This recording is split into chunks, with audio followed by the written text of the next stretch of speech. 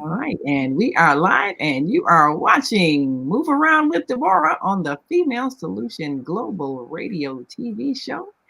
And today we're going to talk about fleeing your home to seek asylum in another country.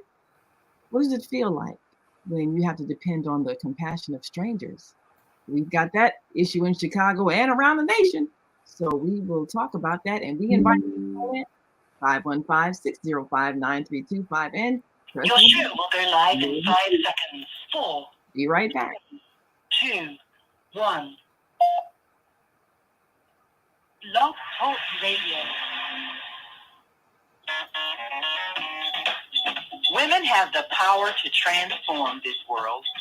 We can end crime and violence if we all agree to do one thing. Share. Let's share our wisdom, share our time, share our talent, share our finances, but most of all, let's share our love. This is the Female Solution. Join me, Naima Latif, every morning, 7 a.m. to 9 a.m. Central Standard Time, as we bring you stimulating discussions about the issues affecting our lives. If you're listening online at www.blogtalkradio.com/the-female-solution, press the blue button that says follow and get our daily topics every morning directly to your email and your smartphone. Hi, I'm Naima Latif, executive producer of the Female Solution Radio Show. We invite you to call in 515-605-9325 and participate in this daily think tank as we examine the challenges we face and develop solutions that restore peace and harmony. We are global transformers, changing the world from the way it is to the way it should be. We are one. Wherever we live on this earth, we are one human family. On behalf of our team of radio hosts, I'd like to extend a greeting to all the members of our family, whenever and wherever you may be listening around the world. To our family in China, Ni Hao. In India, Namaste. In Japan, Konnichiwa. In Korea, Annyeonghaseyo. In Russia, Здравствуйте. In Germany, Guten Tag. In Poland, Dzień dobry. In France, Bonjour. In Spain, Hola. In Italy, Ciao. In Egypt, Ahsan wa sahlan. In Ghana, Akwaba. In Nigeria, Peleo. In South Africa, Sawubona. In Senegal, Nangadet. In Kenya, Jambo. In Israel, Shalom. In Pakistan, Afghanistan, and Saudi Arabia, Assalamu alaikum. Greetings, and may peace be upon you all.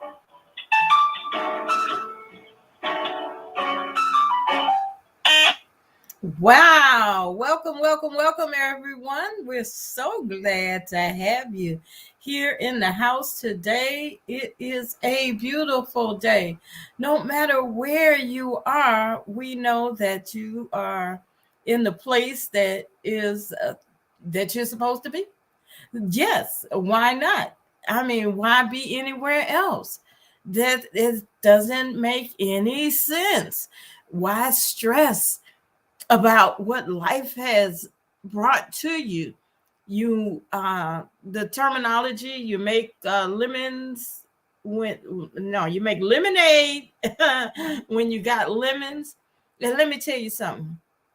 I know a lot of people like their lemonade sweet, but sometimes we can't have it sweet. Sometimes sweet isn't good for us. Sometimes that artificial sweetener is really not good, and then the natural sweetener.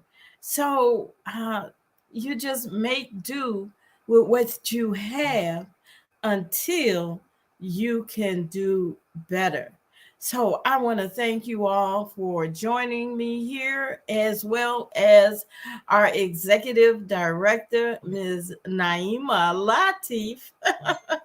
You're here at the Female Solution as we come to you each and every day, providing you a solution or an opportunity to change what you're going through. And today, of course, you're with us here and Move Around with me, Deborah. And we've got a hot topic. Typically, we want to talk about something that is joyous and taking you around the world and just getting out some excitement, some frustrations that are pent up. You work all week, all year, or you've been stuck in the house and the children have been going to school and now it's time for summer breaks. Yes. So I want to always share with you some valuable information. First off, that is, it's time for you to be on the road again. Yes, on the road again. No, I don't own the rights to that song, but I'm so glad that it is here on the road again. So, just to give you some tidbits, it's season changing time. It's time to address your vehicle and changing of the season. So get that oil change. Check those tires. Check those pipes, those hoses, and whatnot. Make sure you maintain your business. You know, we've heard this week a lot on the statistics of folks driving vehicles. Their average age of the vehicle on the road is now 12 years. Wow. I remember when I had a vehicle that was 12, 20 years old.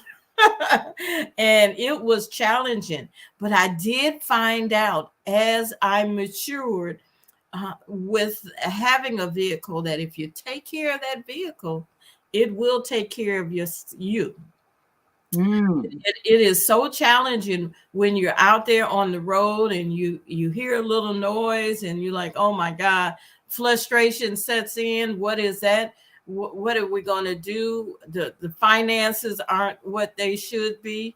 But there you have it. If you take care of your vehicle, it will take care of you. And now the cost of new vehicles are extraordinary. And now they want you to buy the vehicles that you have to plug in. So now you got to find out where you get the plug from and how much that's going to cost. A lot of times, if you're going to rent a vehicle, I tell you, most of the vehicles that they are renting in the major cities are electric. I've had a few visitors that have come to town and they've all had those electric vehicles, and those were the vehicles that were available. It's not that the client requested an electric vehicle. That was the vehicle that was available. So I want you to pay attention to that. Of course, if you're getting an electric vehicle, you got to know that wherever you're going, that they have an outlet. There's an outlet around that you can charge it up. You may not have to charge it often, but you will have to charge it. I haven't researched the fact that if you take it back, you know how you take your vehicle back on empty fuel, they charge you like $10 a gallon to refuel. I don't know how that stance is with the electrical outlets. If you take it and it's on a low battery, if they charge you $100,000, well, not 100,000, maybe 50,000 to charge it up.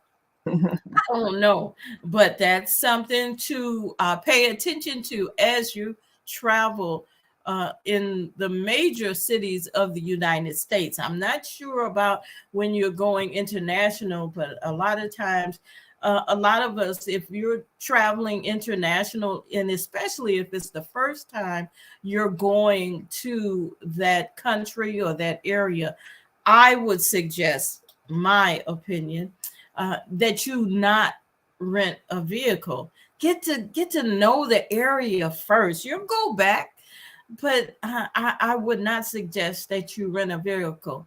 And do your research. Have your travel advisor do research for you. And you know what? Invest in a travel advisor. they may charge you a little bit. You may not be able to get the super discounts that you get when you go online and go to those third party persons who are selling you those absolutely fantastic price trips. Trust and believe you need a travel advisor to help you navigate this changing travel industry. Oh And yeah. it is changing.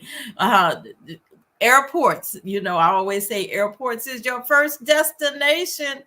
Please, please, please pay attention to what you do and do not take through the airport. You cannot go through the airport with a switchblade, of course, a gun, whether it's loaded or not. You don't take a gun and you say, oh, duh. But there are confiscations of plenty of these things. Uh, Deborah, do the you air- remember? Mhm. Deborah, do you remember? And I can't remember what year it was, and I can't remember who it was, but I knew it was an elected official, and I guess they had, the conceal and carry permit or whatever it was. I can't remember if it was an alderman or a state rep, but it was somebody that had an elected position. And they went to the airport and they had their gun packed up, and of course, in the bag, their carry-on bag. And of course, they were stopped, and it was a big scandal. I can't Yes. remember who it was, but I remember thinking, what were they thinking? you know? Well, you know what? Some people feel as though, okay, you're licensed in the state that you reside in, Yeah. and it's okay. But when you start to travel, even if you're flying within the state, once you step onto an airport property, you're no longer part of the state. That Oh, is federal. right. So if Oh, you are not a federal license to carry person, there is a difference. That holds true with if you're driving through each state.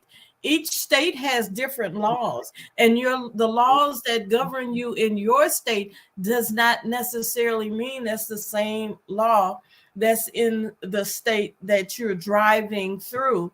And this holds true again. A lot of folks have the municipal licensing or permits to utilize certain drugs, even if they're prescribed. That is not necessarily holding if you're going through a federal situation such as the airport. And especially we already know going in other countries, even your prescription medications, you have to know if your prescribed medication is acceptable in other countries. like Even that. if you travel with the prescription, it is Yeah. not always acceptable. So again, having a travel advisor would behoove you to document that. They're going to check all of that out when they qualify you, when they get your information, when they sit down and they have conversation with you. They're going to check, and well, they should. And if they don't ask you, be proactive and So let them. Deborah, Yeah. so Deborah, have you had people ask your advice about medical marijuana? If they have whatever um, necessary paperwork that says they can carry it. Because I remember that whole incident with Brittany Griner in Russia and getting stopped because she had the vape thing in her suitcase, and just the whole Yes. scandal of that. But we might look at marijuana differently in this country because it's been legalized, but then But it's not legalized everywhere. not legalized everywhere. And if you're on a plane, like you said, it's not state to state travel anymore. This is federal. And if you're not Right. thinking, you can't Mhm. you can't just carry anything in your bag when you're traveling, because the laws are different wherever you go. Right. I know. And you are subject to jail and fine. Yes, that's something to know, because my sister and brother-in-law just came back from a trip to Israel. And of course, you're talking about international travel to a country where there's a whole lot going on all the time. Big tourist place, but also a big place where they've got terrorist issues going on, and so everything that you have in your bag is looked at as a possible explosive. That's So right. you have to be aware of if you're going to places where there's a high alert for that kind of thing. Something as innocent as a nail polish remover could get you in trouble, and you don't know. Yes, there is a website, travel.state.gov, that will give you updated information on where it is advisable to travel, what you can and cannot take. Also, on there, if you are going to another country, it would be good to know the telephone numbers or the contact information of the local consulate in case you do get in trouble. Because if you're in another country or even in the United States and say you get in trouble, your best bet, your only one phone call should be to someone that's going to help you, someone in the legal profession Ah, or the U.S. consulate, and let them know where you're going, where you are. You should always let folks know. And when you use a travel advisor, they automatically know your route, particularly unless you go off the beaten path and you don't include them in something that you're doing. But yes, you have to be aware. It's not just, okay, I'm going to get on the plane and do whatever I want to do, or I'm going to get in my vehicle and do whatever I want to do.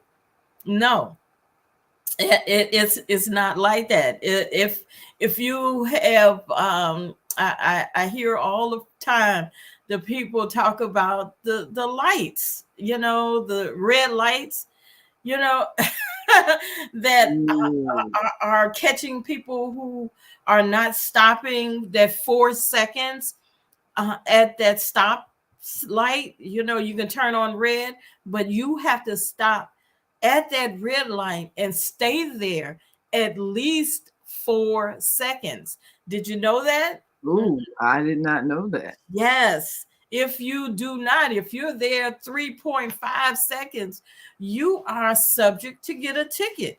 And that's Wow. not something that you can dispute unless you have some really fabulous numbers.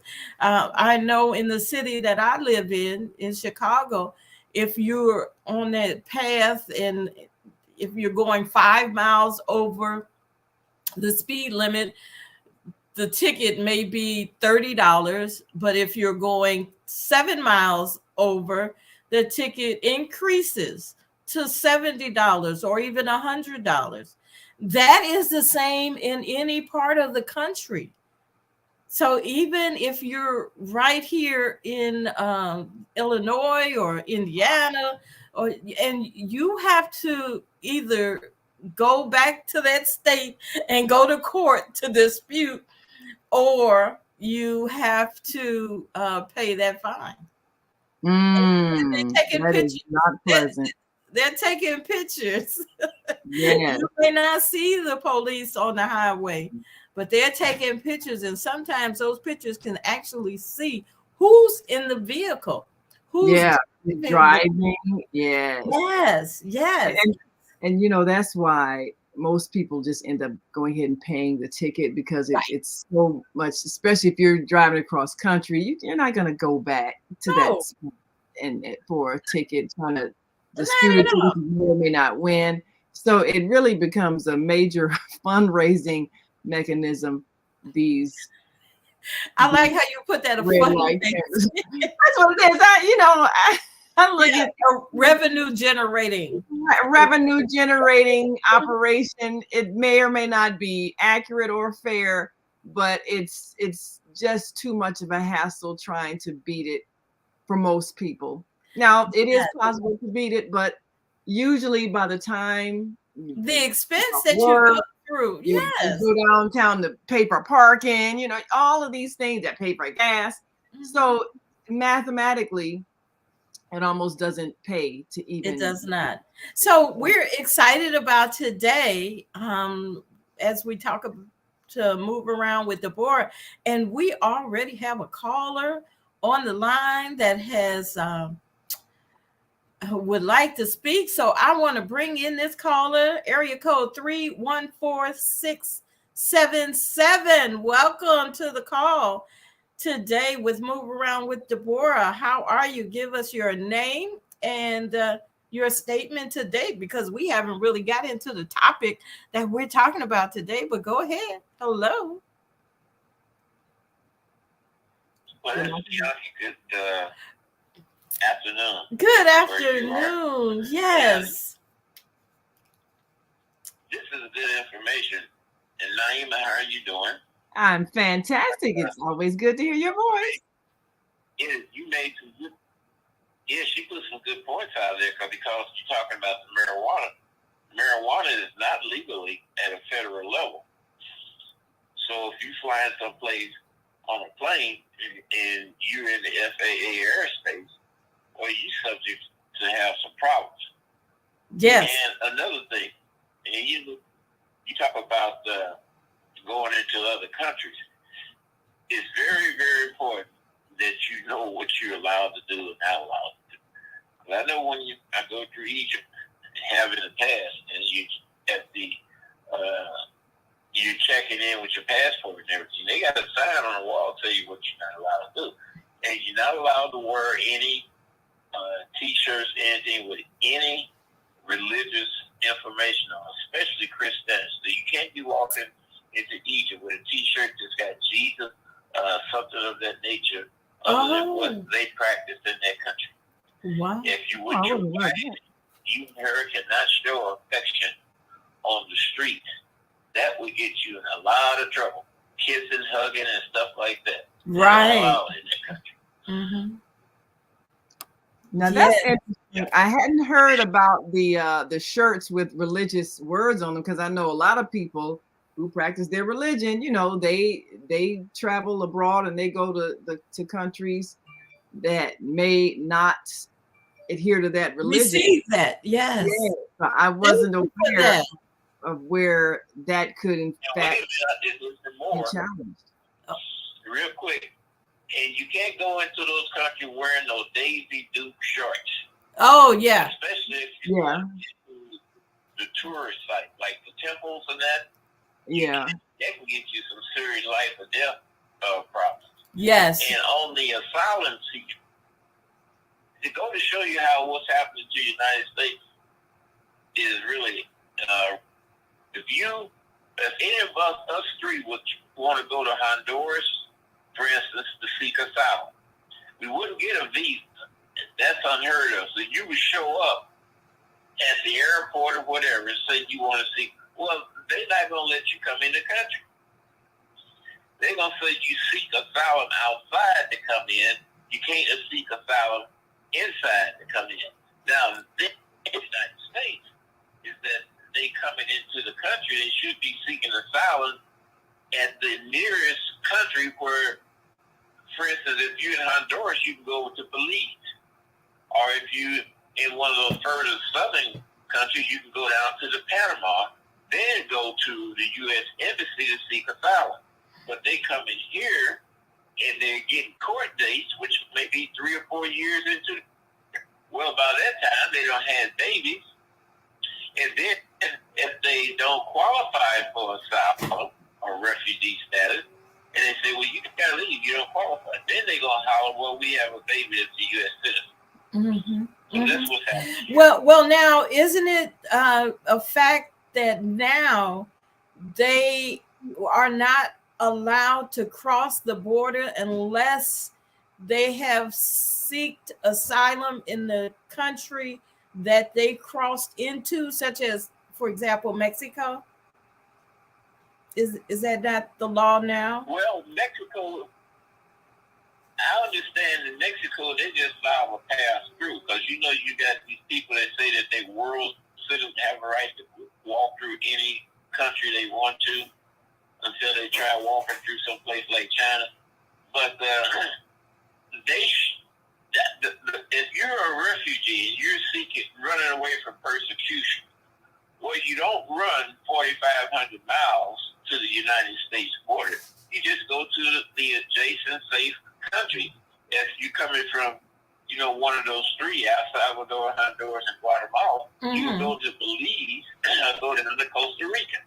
no, you can see that it's a scam because they're coming all the way up north to the United States border. And a lot of times, the reason they say that they are running is not truthful.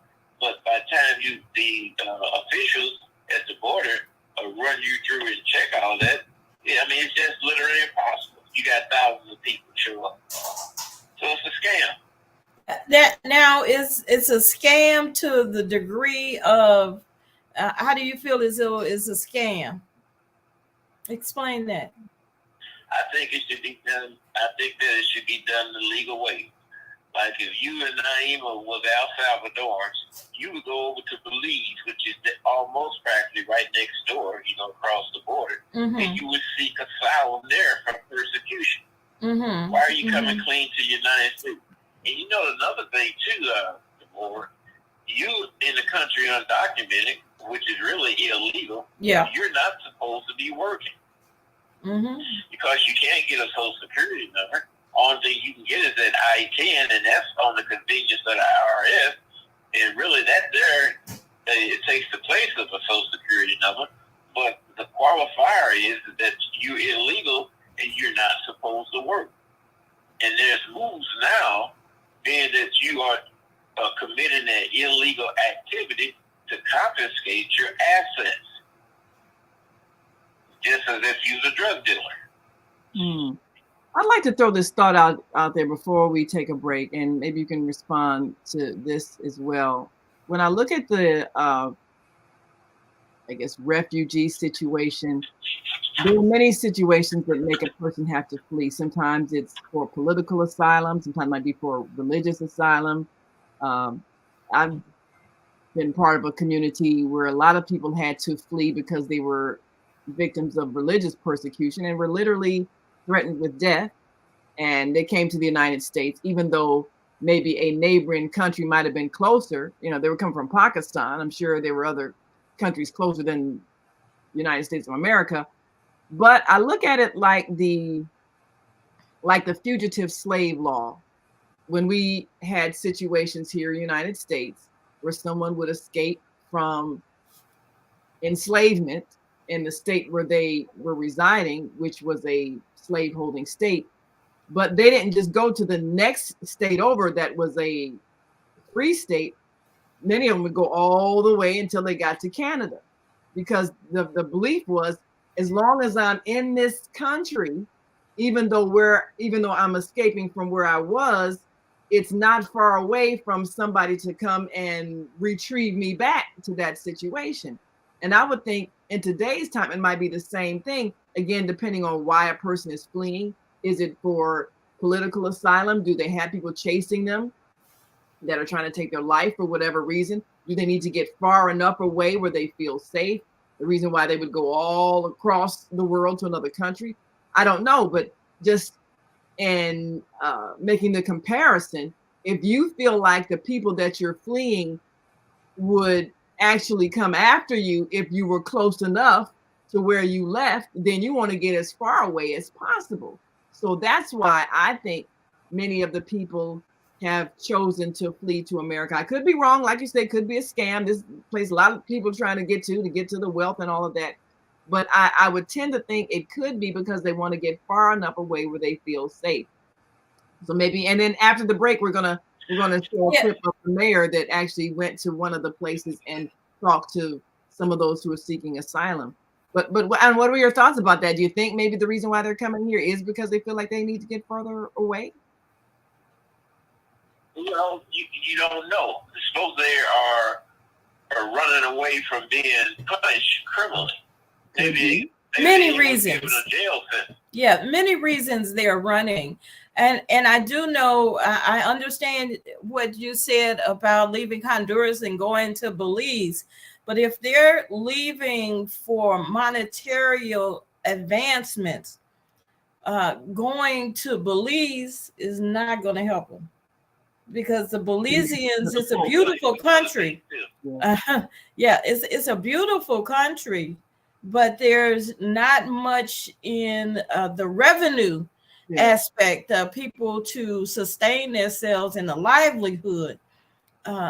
as you travel to some of those Southern American countries. Right. And or Central America. And we should have a little discussion on this because there's a lot more to it. Oh, yeah. But see, coming to the United States is a privilege. It's not a right. Oh, yes. And Barbara Jordan, and y'all old enough to remember Barbara Jordan. She's a Democratic congressperson, black female from Texas. Oh, yeah. In a committee made that statement, which is very, very pronounced to use today. Coming to the United States is a privilege, not a right. Yeah. You immigrate to this country to make it better, not necessarily to make yourself better. I'll tell you the reason why. It's a privilege if you're not forced here. Right, because not everybody comes here of their own free will. But we got to take a break. Hold that thought. Yes. We'll be right back after this commercial break. And Zelda here has joined us on Facebook Live. She says, Grand Rising, beautiful queens. More conversations like this are desperately needed. And when we come back, we're going to talk about this because a lot of the protests that is happening in many cities across America regarding the people who are coming here seeking asylum has to do with the fact that there is a large homeless population that has not been given this kind of a welcome and offering of resources, and they've been at some point tax-paying citizens, and they're not getting the same level of concern. So that is something to talk about. So we'll take a look at that. We're going to share with you a visit that newly elected Mayor Brandon Johnson made to Police District 12 here in Chicago, where many families are sleeping on the floor with their children. It's amazing. Yes, it is. So we'll be right back after these messages, so stay with us.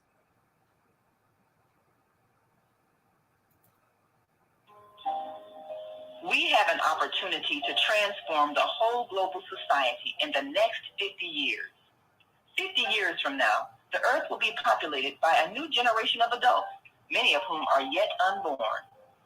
Our mission is to nurture them in childhood with love, guidance, and protection, and to raise them in healthy, happy families. If we impart values of compassion, generosity, and respect for fellow human beings in the next generation of children, they will create a world where people can live together in peace. This is our goal. Be a part of the transformation. Yes. Get your copy of the book, The Female Solution. Go to www.naimalatif.com. That's www.naimalatif.com.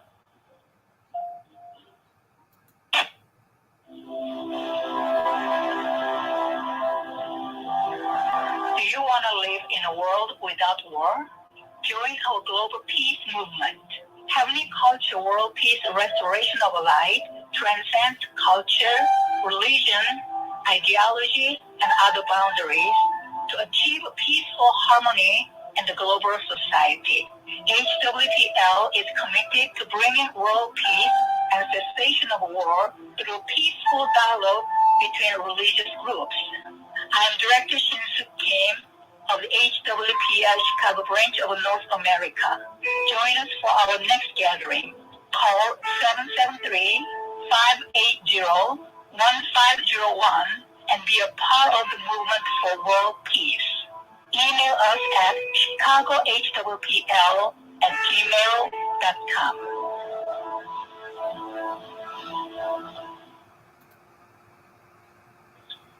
Hi, I'm Naima Latif, executive producer of the Female Solution Global Radio TV show. We are a part of the online network of Associated Internet Radio hosts, On Air. On Air empowers you with transformative news and interactive radio TV shows. This is such a wonderful time to be alive and to see our human family coming together as one community as a result of that powerful tool, the internet. We can now talk directly to each other all over the world. There's no need for conflict or misunderstanding. There's no need for violence to solve our differences. We can talk to each other face to face until we reach an agreement. On Air offers a fantastic global guide to communicators from all over the world for using their internet platforms to inspire us to strive to be our best selves in order to become the kind, compassionate, loving people we were all born to be. Once we do that, we'll see planet Earth transformed into a place of peace. Subscribe to the recommended YouTube channels, Facebook pages, and podcasts created by these Voices of Enlightenment. On Air provides daily news briefs and a weekly magazine to keep you abreast of events and opportunities. On Air news affiliates in television, radio, and print share information, insight, and interviews with notable personalities. Go to onaireverywhere.com for a daily dose of uplifting news. We're on air everywhere, online all the time.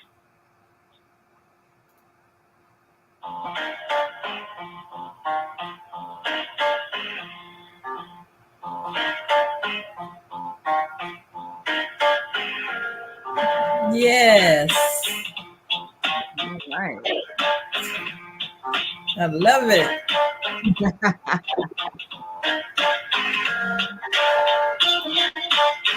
All right, you're back with Move Around with Deborah. We welcome you.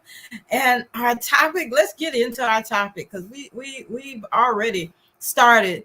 But the main topic today, fleeing your home to seek asylum in another country.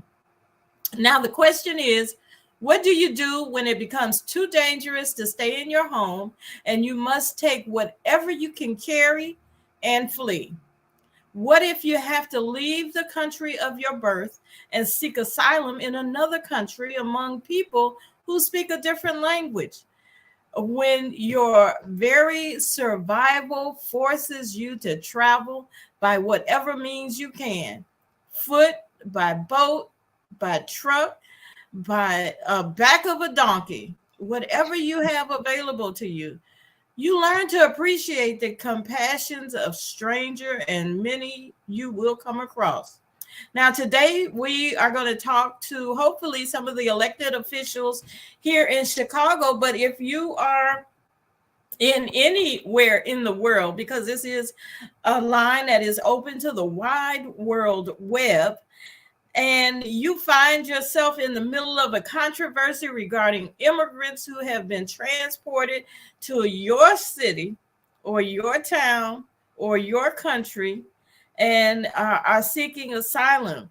Now, here in Chicago, we have, like Naima said, have been housing some folks temporarily in police stations while permanent housing is being considered from the conversion of currently vacant buildings. But some Chicago residents are protesting that the longtime homeless population should be considered for housing and services first before the immigrants. Is there enough room and enough resources for everybody? I say yes. That's my opinion. I really think that it is enough room. I mean, look at this vast land beyond the buildings of the major cities. There is enough room, but I think the bigger question, or one of the larger questions that is more profound, is should there be an opportunity for those folks? Now we have Naima, our executive producer here. Thank you so very much for always being here. And we have a caller, Priyanka from, I believe, St. Louis. I'm not sure. He gets around. He moves around too. And we have other callers on the line now. If you would like to share into the conversation, please press 1. Your voice is needed to be heard. Whatever you feel like saying, as long as it's pertaining to the topic of the day, we welcome you. So, Naima. Oh, go ahead, Priyanka.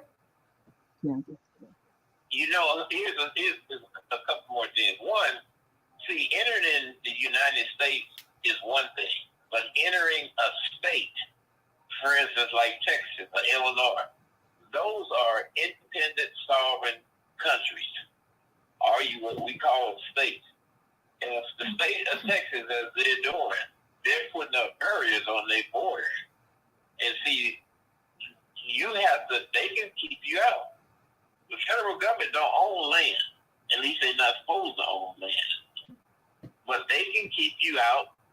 And Illinois want to stop people from coming across its border. People coming across Missouri to Illinois, they can do that if they want to. And people don't understand that. So, another point, you're talking about your homelessness in this country. Well, what about those that's in prison? You got over 800,000 people or more in prison, about 400,000 blacks.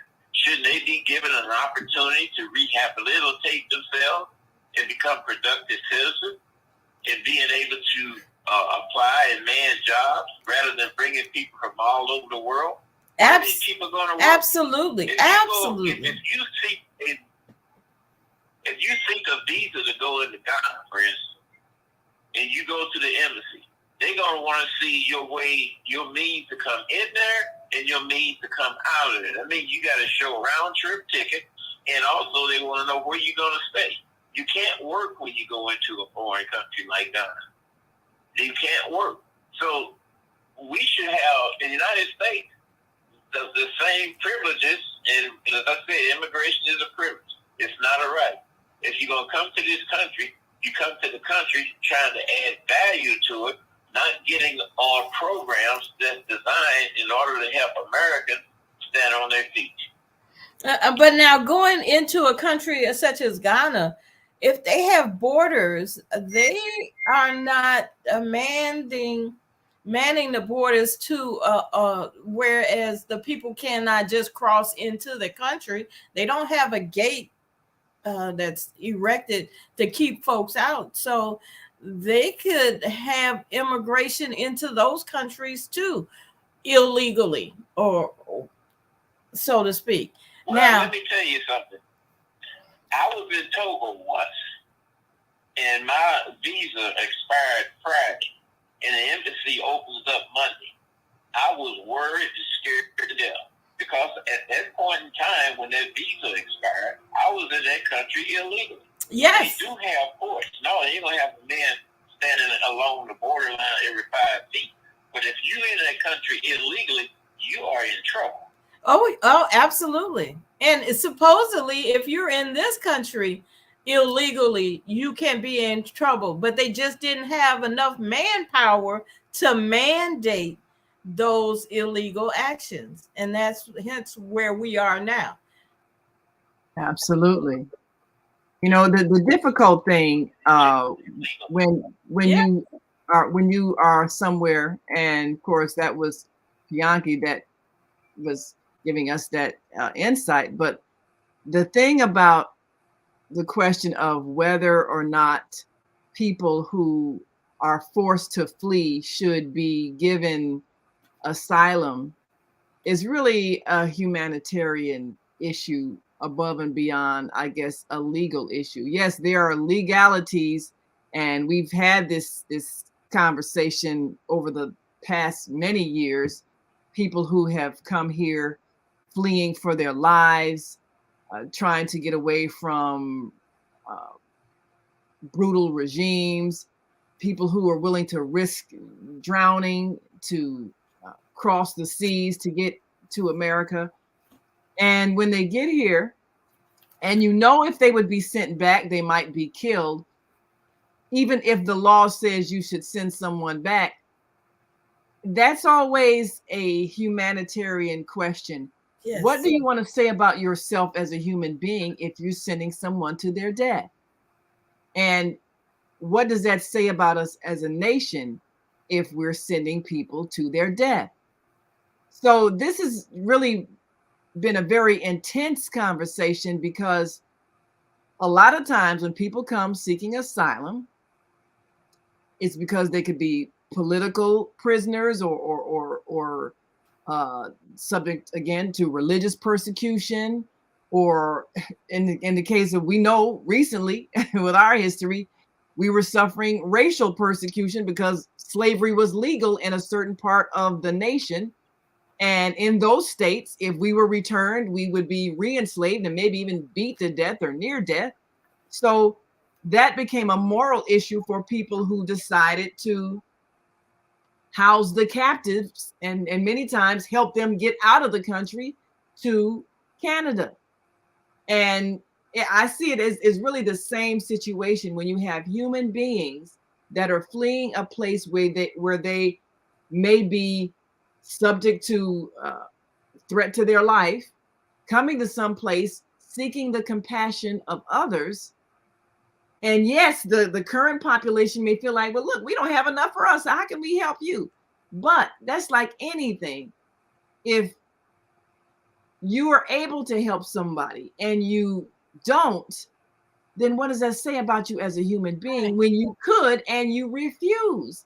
So we have to really look at that. But then, you know, there are people who are saying, yes, but how come we can't give these same privileges or this same compassion or this same temporary housing that we're proposing to supply to these asylum seekers? How come we couldn't have done that for the current homeless population that's been living out of doors and succumbing to weather-related illnesses and death for years? So that's part of the argument. That's part of the argument. And go ahead, Priyanka.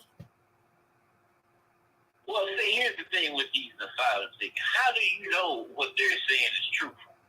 You don't know. Down in Texas at the El Paso station, you have adults showing up at the border with kids. Well, you don't know if that child belongs to the adult. There's no way to tell. Where they say they come from, they don't even keep those records. And another thing, there's been a lot of children that are assigned to these adults. They've been paid, the families are being paid.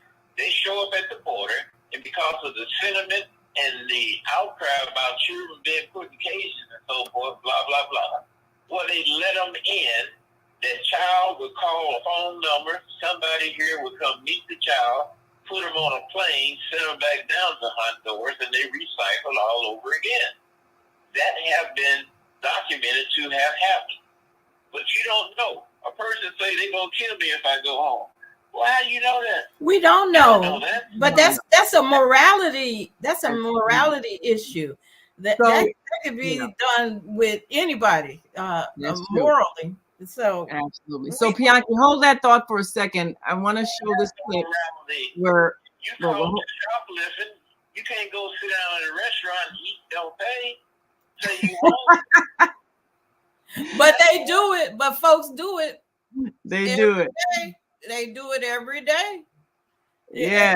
Yeah, they do it. And people who live here, people who have wealth will do it because they feel privileged. Yes. So hold on just a minute. We want to run something. Yeah, hold that thought, Pianki. Just hold on a second. We're going to run this clip with Mayor Brandon Johnson, newly elected Chicago mayor. And we got a statement from Zelda of HLN TV show, who has a whole homeless project that she's been working with for the last several years. And she said, amen, helping our neighbors is a human privilege. We must begin helping at home first.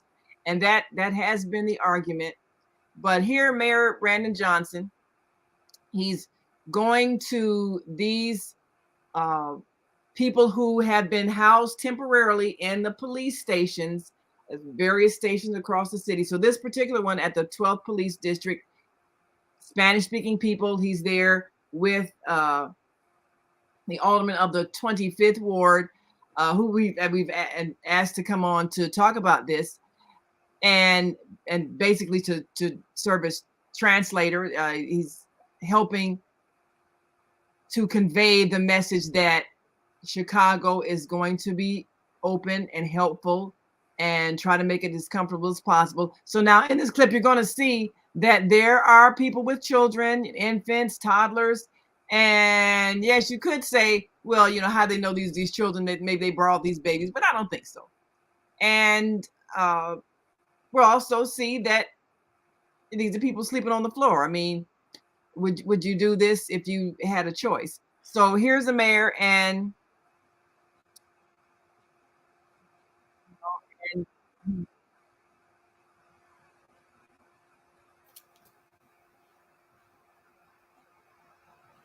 so he this was the day after his inauguration. So he started out hitting the ground running on one of the biggest controversial issues. As you can see, cameras and everything. They asked us not to show the police deaths for sensitive information, but we are showing the families, and as you can see, they are lying with blankets on the floor. Young people, older people, and he's stopping to greet them and basically, ask their name and a little bit about them, um, just to, uh, you know, let them know that the mayor has come, and the alderman is letting them know this is the mayor of Chicago coming to greet you. You see a man and his wife. Uh, and, for the most part, people have the see what's goes on their back and not too much more. But now I'm looking at this. They didn't have the cameras on him when he went down to Tent City. Mm. I'm just saying. That's interesting. That's interesting. And I think that when they do start opening up these buildings and these facilities, that they open them up collectively for both the homeless and the immigrants. They need to intertwine. They should not just be for one group. I mean, the immigrants, they're homeless as well. So they should be labeled as such.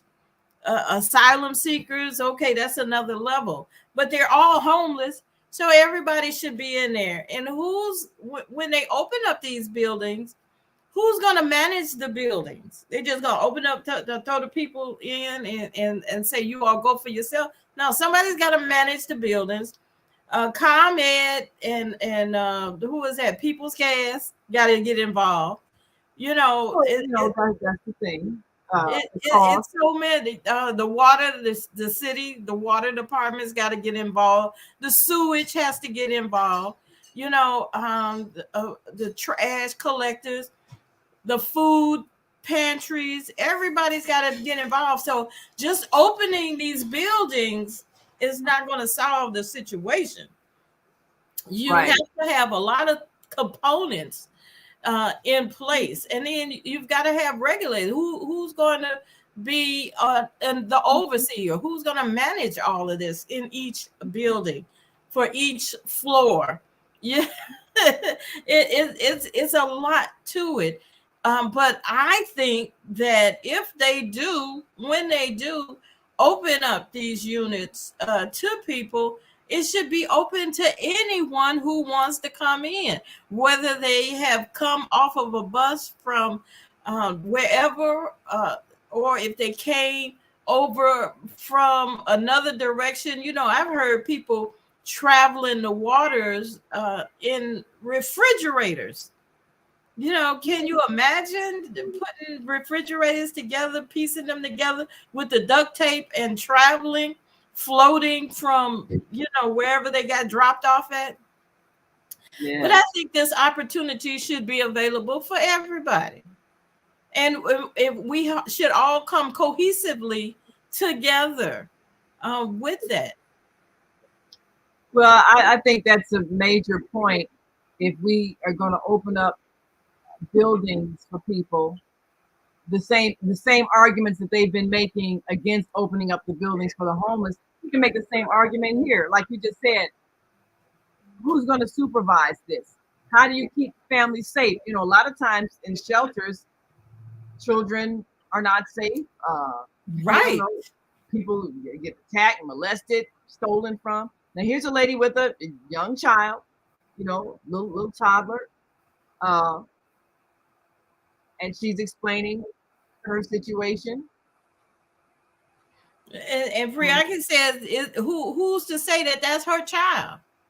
Yeah, like Bianchi said. I mean, you know, I remember the and movie The Titanic, where the man, it was just women and children on the boats, but the man grabbed the man of privilege. He wanted to get on this boat, so he grabbed the child that was in the corner, I like it remember was that. his. You know, Save himself and grab a child. But that's exactly. something. You know, and I mean, you don't want to believe people do that, but people do whatever they have to if they feel like it's life or death. Now, this area, I guess this police district was in 25th Ward, where Alderman Byron Sitchko Lopez was there, you know, helping with translations from Spanish to the mayor. Okay, And, you that's know, asked the lady's name and everything, and, you know, name the child and so forth. Now, and I'm looking at things like, okay, if they all you're cleaned a up mother and good. you're traveling with your baby, it, that's a whole lot. You know, you got to think diapers and everything else that's needed for a child, an infant. You know, if you've got young daughters and you're trying to move into a shelter, you got to protect them from being assaulted. So it's a lot. You see people, sleeping on the floor. Uh, I mean, Yeah, can you imagine sleeping on the floor in now in, another country? But they're excited. They're glad to be indoors. And they're getting fed, I'm sure.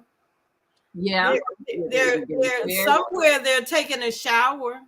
yeah, Or yeah. I mean, bathing in some parts. They all seem to have clean clothes on. yes. So, So yeah, we don't know who provided it, but I'm sure they did get some kind of services.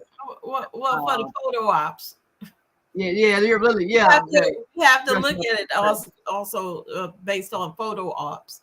You yeah, know, we're not going to be naive enough to know that they're going to give us the dirt. But yeah. No, I'm looking for the footage of the handshaking at Tent City. Mm.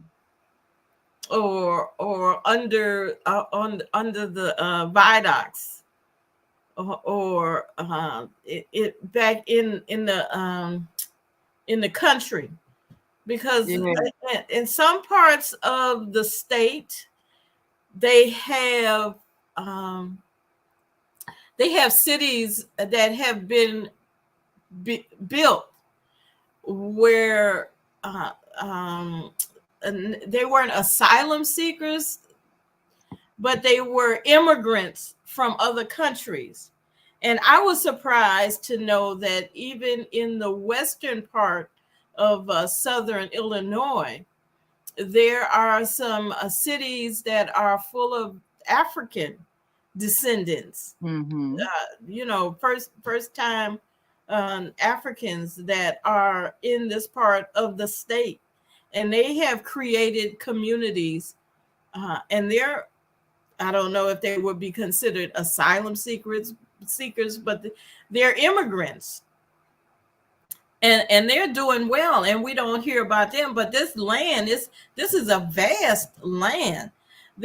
I mean, there are cities that are closed down because of infrastructure shutting down. Look at how take Gary, even though Gary is in a big urban area, but the city of Gary, how many facilities they have, and houses and homes and residential situations that are closed down because the steel mills left.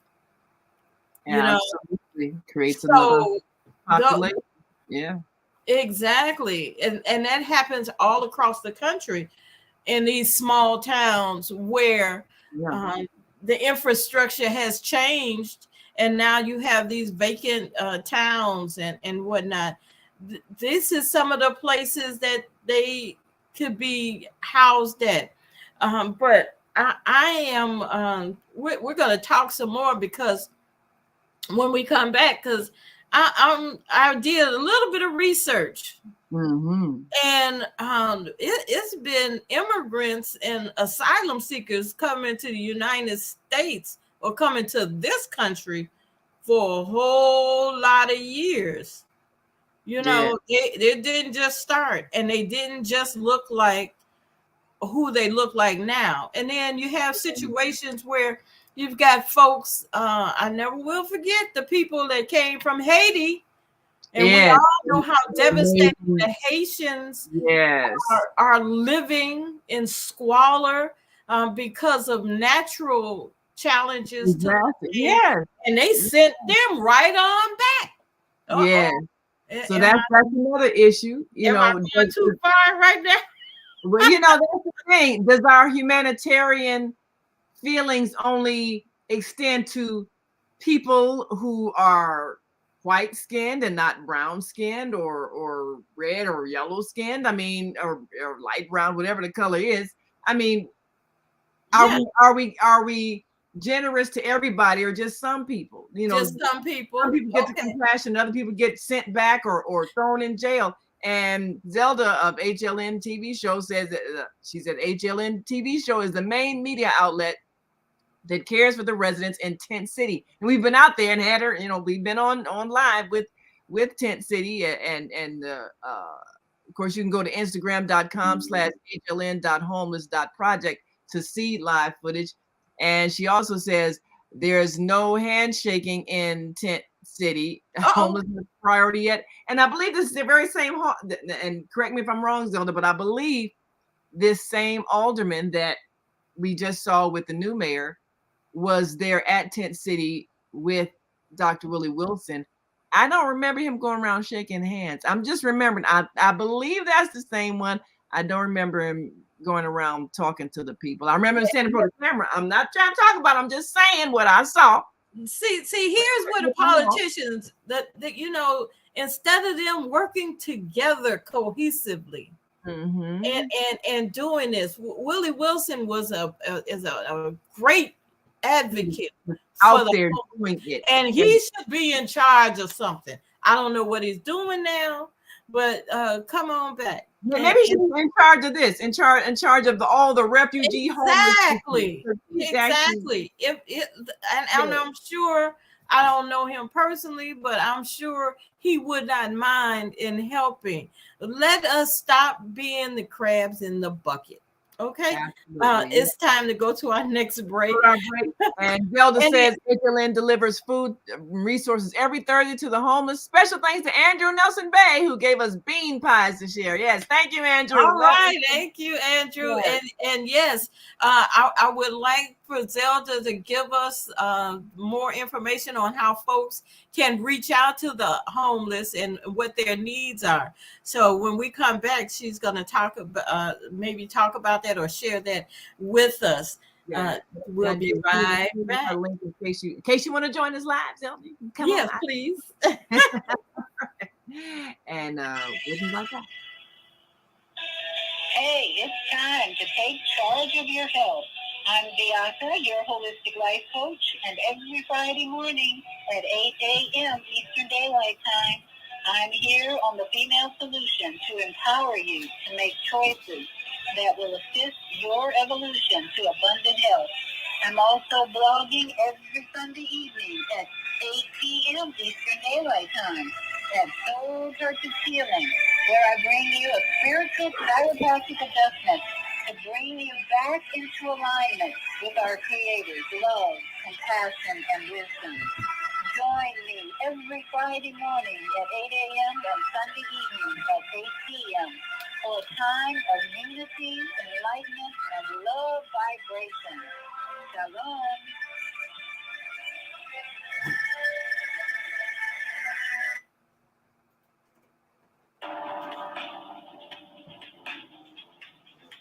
Is Monday morning a struggle to get out of bed into the swing of things? Well, don't worry, you are not alone. Join us for thought-provoking, stimulating, and mindful conversations on higher learning with Zelda Speaks for your Monday morning mindfulness session on Blog Talk Radio, The Female Solution, Mondays 7:30 until 9 a.m. Be sure and send your ideas, thoughts, comments, and suggestions. Also, if you'd like to be a guest on the show, visit zeldaspeaks.com and send us your info. We'd love to have you. Experience mindfulness moments with the mindfulness/stress relief coach, Zelda Speaks. And thanks for sharing the mindfulness moment tip of the day. Stay on purpose, stay empowered. Stay tuned to your next session of mindfulness on Higher Learning with Zelda Speaks. Make it a mindful day. And thanks for listening.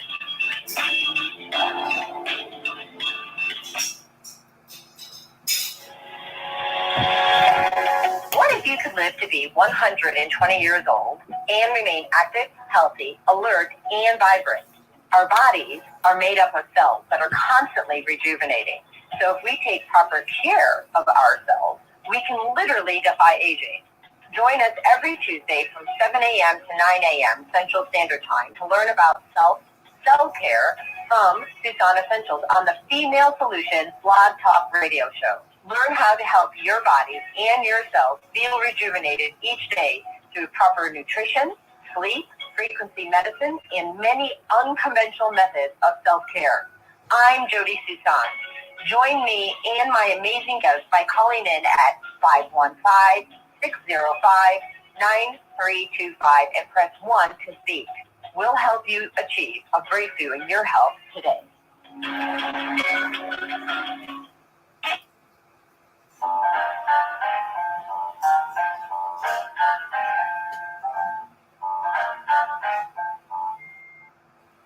Have you ever dreamed of going to exotic places, meeting fascinating people, enjoying uplifting music, and spending nights in a luxurious hotel? Do you look forward to a relaxing vacation where you can walk along the beach or sit in a quiet park and enjoy the sunset or sunrise? Whether you're flying around the world or driving across the country, we will share travel tips that will help you stay safe while you enjoy the journey. Join me every third Saturday of the month, 12 noon to 2 p.m. Central Standard Time, and move around with Deborah here on the Female Solutions Show. Call in and comment 515-605-9325 and press 1 to speak. All right, so we are back. Thank you all for being here, for sticking around. If you have a comment and we want you to get involved with this conversation, we hear about it all day long on the news. People who have privileges for television and the radio.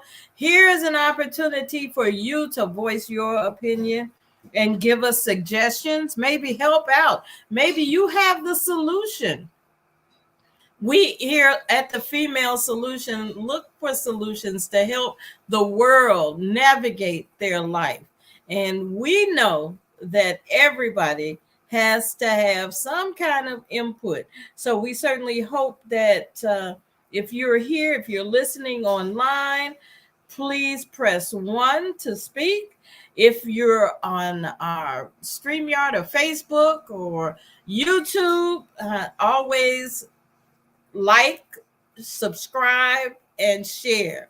That's it. Like, subscribe, and share. Like, subscribe, and share. Call in 515-605-9325. 515-605-9325. Naima. Yes. Thank you for being so attentive always for our journey at the Female Solution.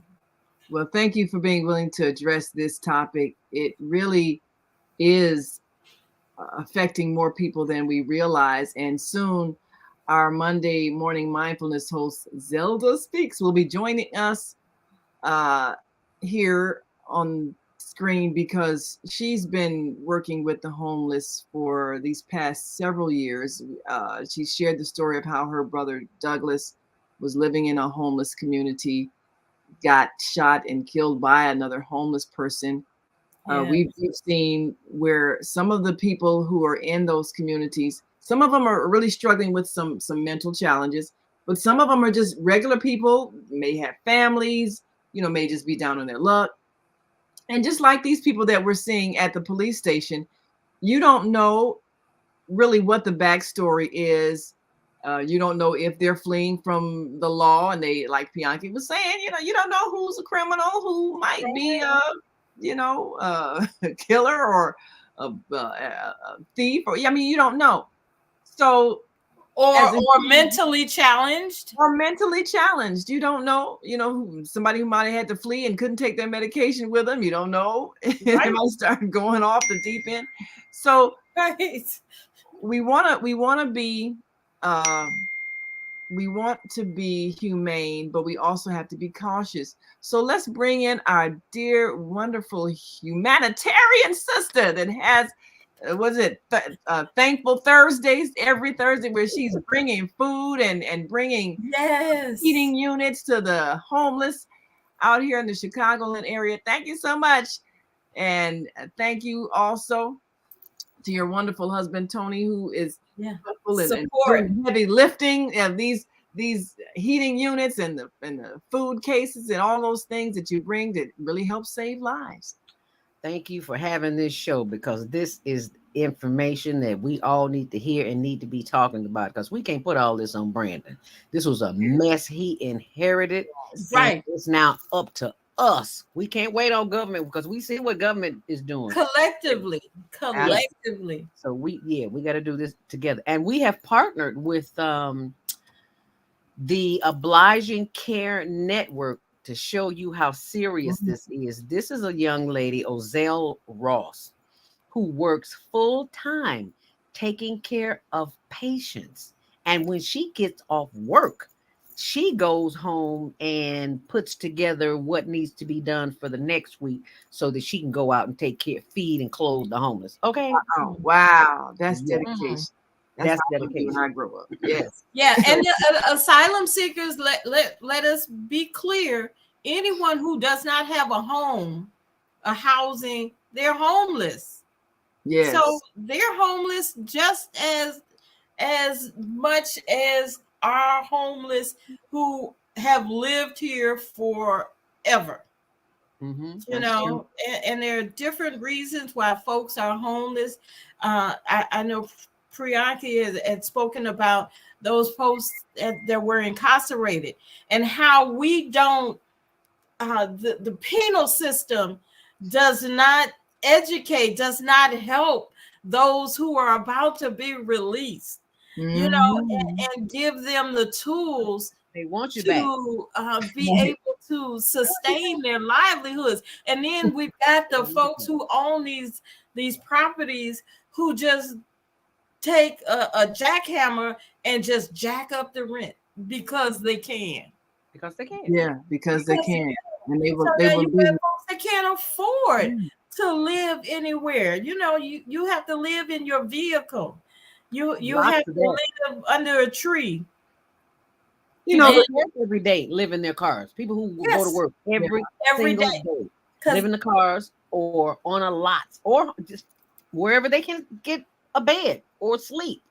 Right. If you're living with someone that's not your home, you're homeless. Right. Even though you're living with someone, you're fortunate enough. Sleeping on the couch or whatever. In the basement, in a corner. You're still on the basement. In the backyard, in a car. Yeah. In a shed. In the garage, in the shed. Box. Yeah. So collectively, we have to do something.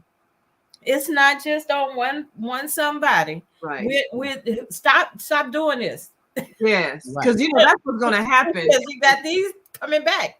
Right. Stop doing that. Yeah, because that's what's going to happen. People who are watching the mayor go around to these places will be angry and then want to cast their anger at him for saying that he wants them to feel welcome. But like you said, Dolly, he didn't start this problem. It was dumped on him when he got in office.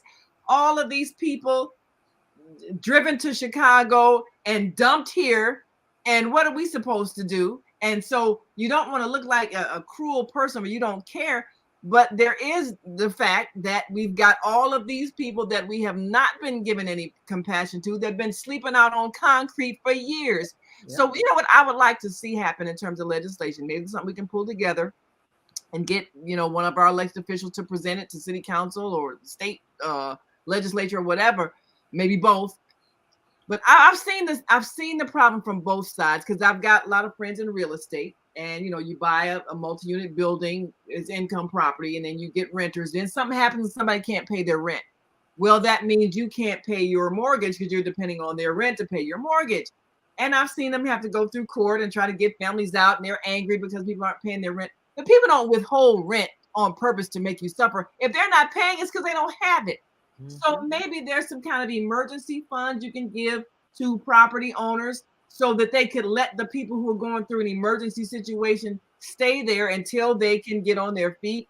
Maybe there's a way we can do that so that everybody can still get what they need. Because the person who owns the building, they still got to pay the bills. They still got to pay the light, gas, everything else to maintain it. They got to do repairs. So they need the rent money. Right. But throwing people out because they can't pay rent, well, then the place is vacant, so you still don't have rent money. You still don't have rent. Right. You still don't have rent. Yeah. So, and then look at the squatter situation. Look at people just go into the place and just stay there, empty place. It is okay. I'm gonna make this my house. Right. That problem. But that they are being creative enough to having somewhere to live. Yes. So now you have other things. You have abandoned buildings that have been used as places where folks get dragged in, and you find a body later on or whatever, or a place where people gather to shoot up drugs, and that's also dangerous. So you have a lot of unsavory things that empty buildings are being used for. So it would make sense. And that we're paying taxes on. We are paying taxes on. Yes, we're paying taxes for unused buildings, unused schools, unused business centers, and all of that, because a whole lot of places became empty after COVID. Where they're just, and that's why the taxes went up in the city of Chicago. So instead of us doing what doesn't make sense and doesn't help anybody, why don't we figure out how to recirculate the resources so that everybody gets a place to stay? People get jobs either supervising or renovating or maintaining the buildings.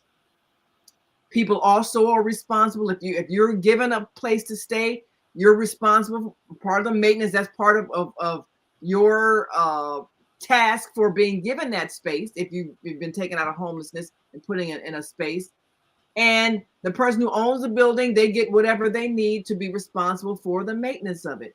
That makes a lot more sense. Right. Throwing people out on the street, throwing people in jail because they don't have a place to go, and maybe they're vagrant or whatever, or squatting, and then having the person who owns the building go into foreclosure because they don't have income. What we're doing right now isn't working. So we have to think, how do we supply everybody's needs with the resources that we have so that everybody wins and nobody's suffering? It is a way to do that. We just have to have the will to do it. Now, you said legislatively.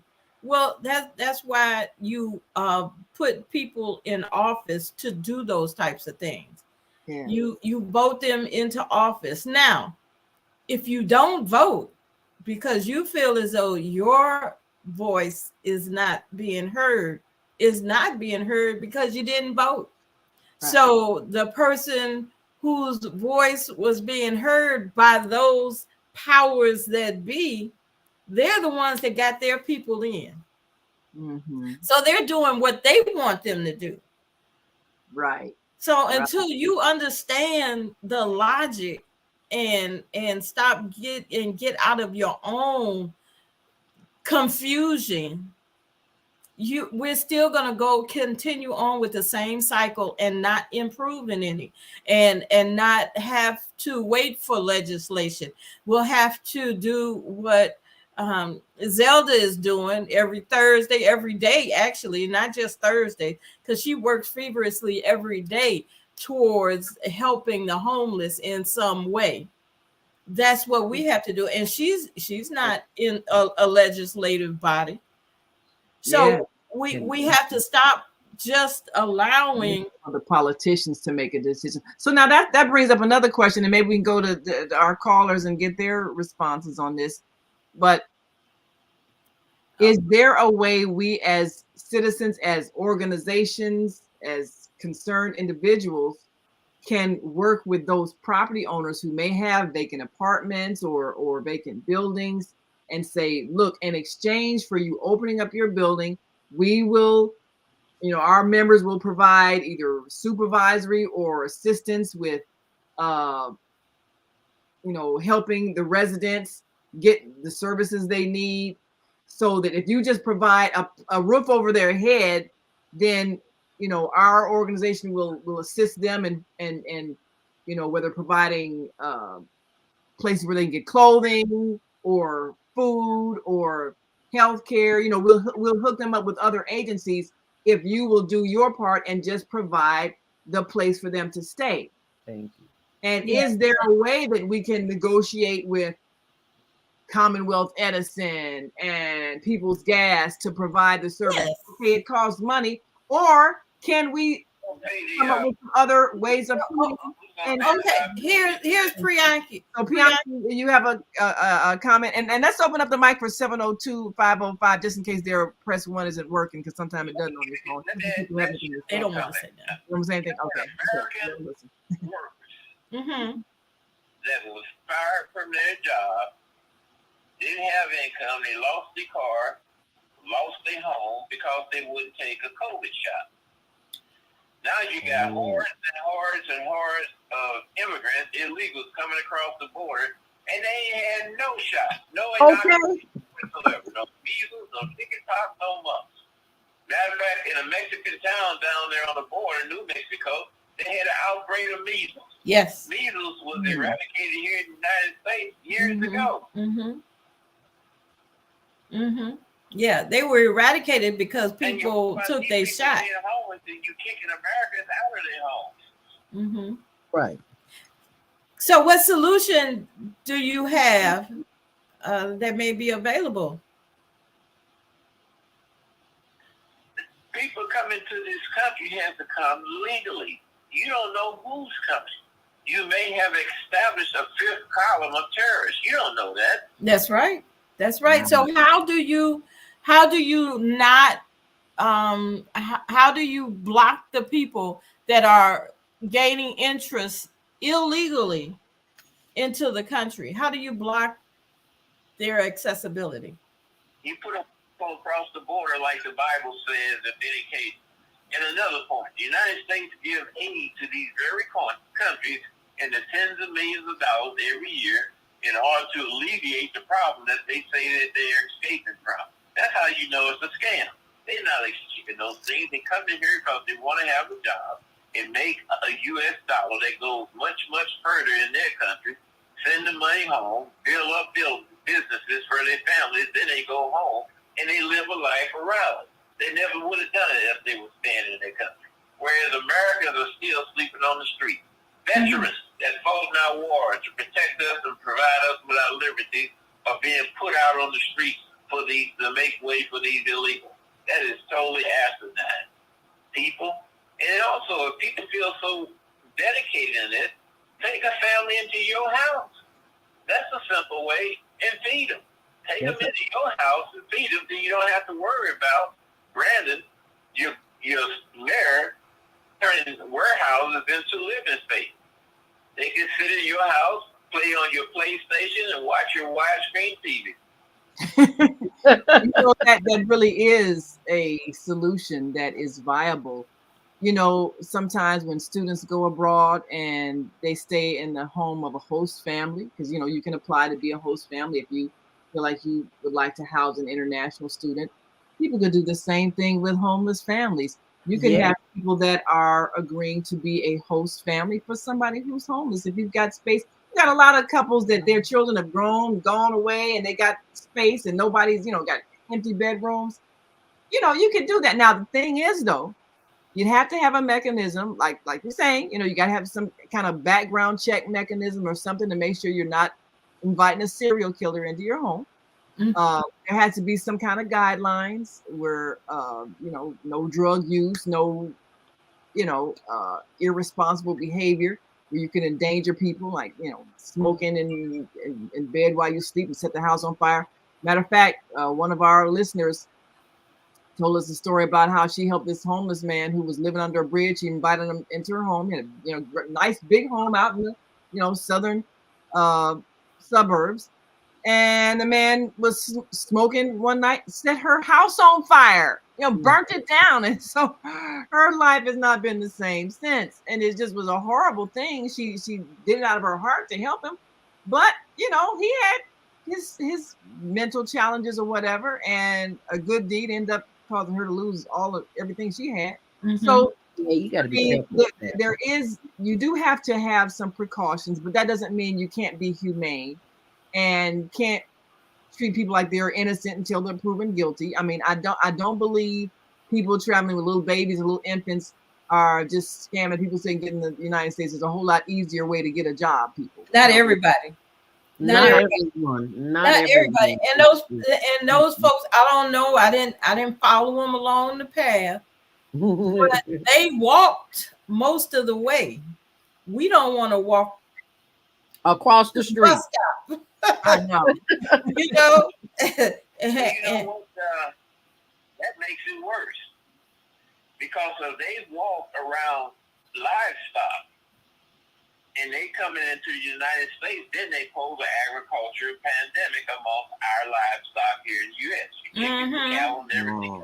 You know, when you come back through immigration, coming from a foreign country, one of the things that the screener asks you, and it's also on your declaration that you fill out, were you around livestock? Yeah. Yes, they'll take you to the room, take your clothes off and laundry them, and give you a shower because you stand a chance of causing great harm to our agriculture and livestock here in the United States by the assimilation of diseases that you picked up elsewhere. Now, are they doing any of that at the border? Please. No, they're not doing that at the border. I mean, I don't know. You remember the picture of the Haitian man? They said that he was being worked by the guy on the house. He had a bag of food in his hand, and he had crossed over into Mexico and was crossing back over the Rio Grande River to come into the United States. You know yourself, you traveled internationally. If you got any food in your luggage, they're going to take it out and destroy it. Yeah. Because you don't know what type of contagious diseases that you're bringing into this country that can affect our crops. So that's why my question is legitimate. Is there any type of clearance that they are going through when they put these people in the tent cities on the borders? Is there anything that they're going through? Are they checking for anything? I don't know. It's not. And they're not. And here's another kicker too. You know they haven't been inoculated, that they can't trust their government. If they flee in their government because they can't trust it, you know they're not going to allow their government to be sticking needles in the arms of themselves or their kids. So they haven't been inoculated for the common things that America's children have to be inoculated before they go to public school. That's right. That's right. This is always an issue when you have people traveling from place to place, which is why COVID spread so rapidly until they shut the airlines down, because people were flying from one place to another. People who had it, people who had been exposed to it, were flying to someplace else. And usually that's where it spread, from someone getting off a plane, coming from another country where the virus was prominent. So anytime there is travel between countries, there is a spread of disease because people carry different things that people are not immune to. And that's why when we go abroad, we have to be inoculated or have to have some type of assurance that we're not carrying our diseases to someplace else. I mean, that's part of what travel has to remind people of. But at the same time, you can still offer people shelter so that they're not sleeping in the rain or the snow, even while you give them the necessary healthcare screenings to make sure that they are not carrying something that could be contagious. I think there has to be a balance between caution and protecting the people who are in the country already, and humanitarian responses to the people who need help. They need life-saving help, and you can do both. Let me give you another example. Yeah. Deborah, when you go into, let me say, you go to Ghana, where do you eat? Do you eat in a hotel, the 5-star hotel, or do you go out and eat street food? I don't eat street food. You can't eat street I food. do not eat street Right. food. You don't know how sanitary it is or isn't. Exactly. That's why they have an international gastronomy association to direct you to where you can and cannot eat when you travel. Because just like you going to Mexico and drinking the water, the Mexicans drink the water all day because they're used to it. I, on the other hand, am not used to it. Absolutely. So I can't go and drink the water. I have to take my own water. What was So that association called, Deborah? the Gastronomical. gastronomic. Gastronomic. Nicaragua and eat their food or drink their water. Okay, but these people coming from those countries have bacteria that your system is not used to. And you just let them into the country unfettered. That is totally wrong. That's right. Dangerous. Yeah. I mean, all of that has to be dealt with. Well, we got to take our last break. When we come back, maybe we can take a look at the health issues. What are the health issues of people who immigrate? What are the health issues that people deal with who are homeless and they're on the street and they're, exposed to everything? How do you keep everybody healthy and safe? Yeah, got to figure it out. What's the name of that gastro again? I'm Naima Deborah? Ali. Join me and my co-host Kareem Hamid every Wednesday morning at 7 a.m. to 9 a.m. on the Female Solution Radio Show as we explore that relationship that is the foundation for our society, the relationship between men and women, husbands and wives. Join our discussion as we seek to repair broken family ties and rebuild our community. Listen online at www.blogtalkradio.com/the-female-solution. Call in and comment 515-605-9325. Press 1 to speak to our host. Or you can join us live on Facebook at www.facebook.com/the-female-solution.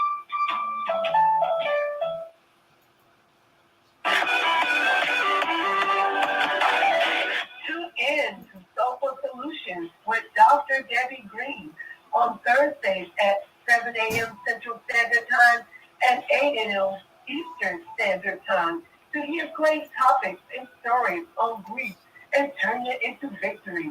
Join Dr. Debbie Green to listen to stories of triumph and learn how to overcome.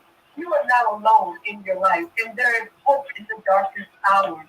This is your time to learn strategies and solutions to improve your life. It's your time. So join Dr. Debbie Green with Soulful Solutions and call in on Thursday at 7 a.m. Central Standard Time and 8 a.m. Eastern Standard Time at 515-605-9325 with comments and questions. Look to hear from you real soon.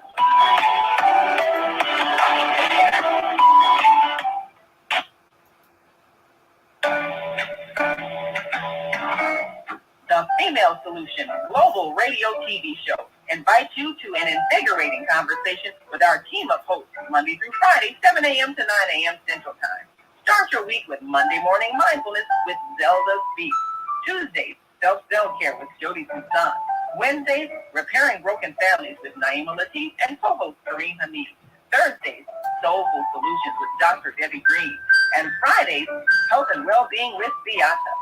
Saturdays, tune in 12 noon to 2 p.m. Central Time. First Saturday, Success Strategies with Jana. Second Saturday, Wendy Williams Esquire on relationships. Third Saturday, Move Around with Deborah. And fourth Saturday, Wisdom with Mama D. Join us Sundays, 7 p.m. to 9 p.m. Central Time for Soul Purpose Healing with Beata. Call in and comment 515-605-9325. Press 1 to speak to the host and be a part of the solution. All right, welcome back. I was just trying to determine how to find the proper website for the gastronomical. That's the stomach, Yeah. issues with the stomach. So there's an association that is structured for when you travel for different restaurants. And Mm. in order to be acceptable by a particular restaurant, you have to pass these different certifications. So I'm going to be researching that while we talk here, but it is very valuable to know where you can and cannot go. And a lot of times people get deathly ill when they go to other countries, and the food again is not a poisoning, so to speak, of the food. It's just the way it was prepared, and some of the things that it took to prepare it, that our systems, our gastronomical systems, are not in tune to receive it. So you Yeah. have to be also very careful. Yeah, I mean that's easily understood because not everybody's stomach can take everything. But then I look at a lot of times people who are homeless and they're kind of forced to eat things, that might not be sanitized or whatever. Folks that got to the point where, they gotta get food out of a garbage can that restaurants throw away because the restaurant can't give it to them, out of fear of being sued or whatever ridiculous thing. But when you're homeless, you get exposed to a lot of germs and you don't always have a way to protect yourself.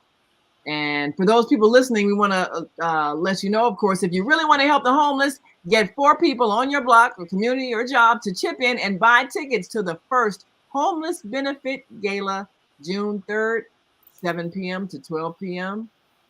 And there's a DJ, food, dancing, and open bar. And you can go to https:// my.cheddarup. That's CHEDDARUP. You And they really can also go to higherlearningnetwork.org and just click on the homeless link. It's there as well. Yes. People are saying that the tickets are expensive. I was like, life is expensive. They're only $100. If 4 people got together and just sent one person as a representative from their community, or 10 people put $10 together, there's no excuses. There's plenty of money. Everybody knows that there's plenty of money in the United States. It just depends Absolutely. on what you want to do with it.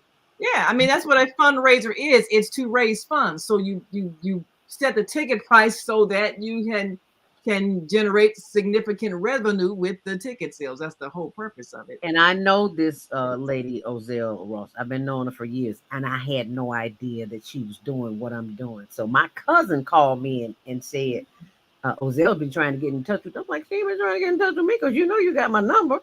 So we finally hooked up. And I was like, girl, you've been doing, as long as I've been knowing you, you've been doing this and you didn't tell nobody. What's the problem? Yeah. Okay, so now I'm telling everybody. Yes. So those are watching, you tell everybody. If you can't come, you tell somebody. Tell so on. And somebody. So on and so on and so on. Because we all know somebody who knows somebody who knows somebody who got some money to buy a ticket. And we also know somebody who's homeless. Absolutely. Absolutely. Service is the price you pay for the space you occupy on this planet. So the question is, how will you be of service today? Absolutely. Ask yourself that question and share this with somebody. And thank you for sharing. Thank you for sharing. But that's a real thing, and I have even shifted in my response to people because when people come up to you and they beg, and years ago when I was not as sensitized, my thought, like most people who are gainfully employed and getting a paycheck every day and not under any stress to pay bills because they had money. So somebody else comes up to you who's begging, and your first response is, "Oh, why don't you get a job?" Because you don't think of all the different reasons why they don't have a job. Right. And if you've never been through anything, you don't have empathy for people who've been through things. Nope. You sure don't. Now that I'm older and have been through enough life challenges to have empathy, I don't question people if they ask for money. I just give it to them. If I got it, I give it to you. Because I mean, what?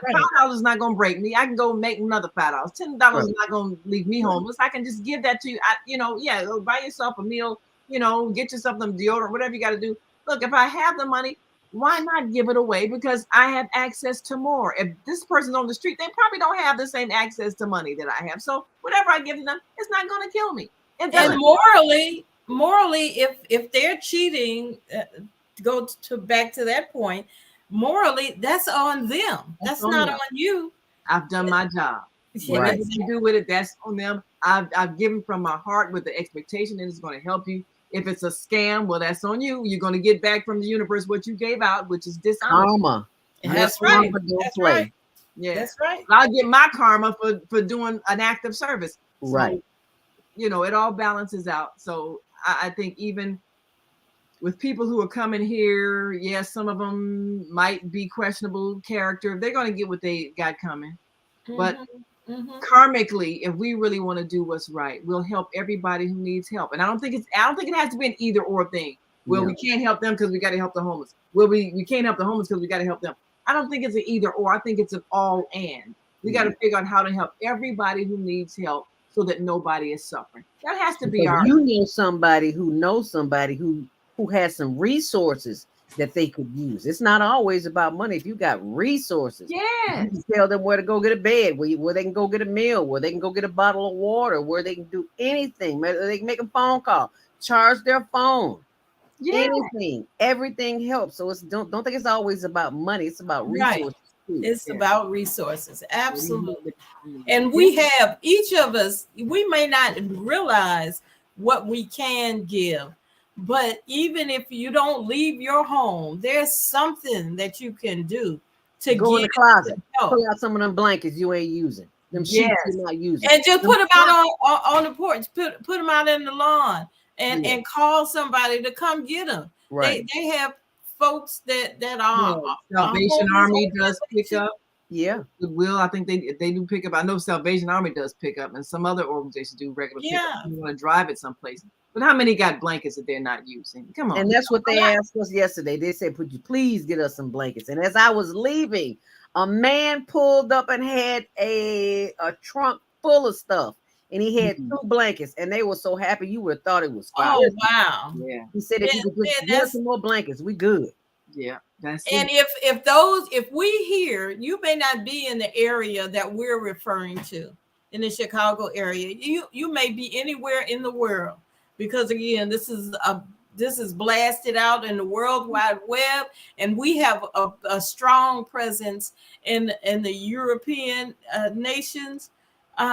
There's homeless everywhere. There's everywhere. Everywhere. It's a pandemic. That was a plan. It's a pandemic too. I'm sorry. Go ahead. But help somebody. Yeah. Help somebody. Go, like Zelda says, go to your closet. You got some stuff in your closet that you haven't worn. And trust and believe, I do it all the time. I'll give something away and then get ready to go wear it. And it's gone. And I'm like, oh, where? I can't find it. But you know what? Once it's gone, it's gone.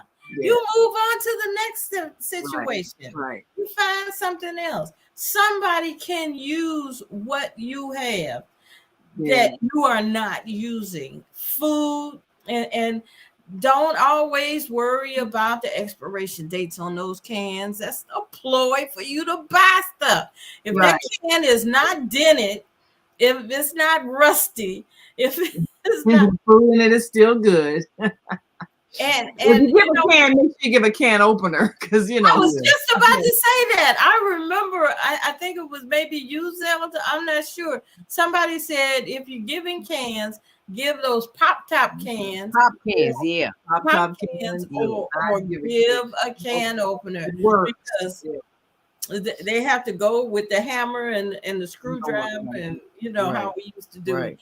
It does make a difference. So we try to give them one that has the can that'll pop off. Yes. So be mindful of that as you go through your cabinets. I think it was last Saturday where the postal workers was collecting cans. Oh, that's good.